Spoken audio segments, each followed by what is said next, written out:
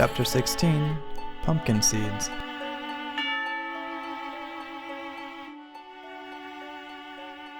Mr. Pumpkin lived in Agario Land, a place where circular blobs moved around and tried to grow by absorbing tiny blob food or each other. Everything was always moving, and it was an energetic and dynamic world. "I don't like an energetic and dynamic world," Mr. Pumpkin grumped, as he went to the same job every day. Mr. Pumpkin worked at the Mr. Pumpkin's Pumpkin Emporium, and nothing ever changed there. But if he was being honest with us, he still didn't like that either. One Christmas, the bank came and foreclosed on Mr. Pumpkin's Pumpkin Emporium. "We're sorry, but you haven't paid your Emporium mortgage on this property, and we're going to tow it very, very far away." "This must be a mistake," Mr. Pumpkin cried, as they towed away his Emporium. "There was a mix-up at the bank," the banker-slash-tow truck operator came to explain.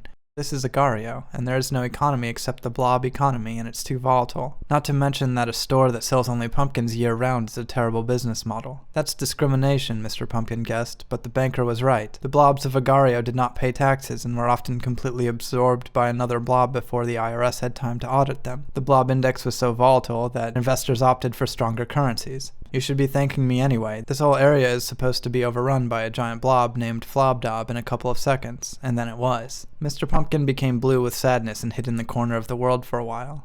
He didn't know what to do. He had spent his whole life working at the pumpkin store, and it was consistent work, yes, but might have been a pretty sketchy tax shelter and not really what he wanted to do anyway. Don't ask him what he really wants to do. The dream is silly. It'll never happen, he always thought. "I'll just keep working here at the pumpkin store forever."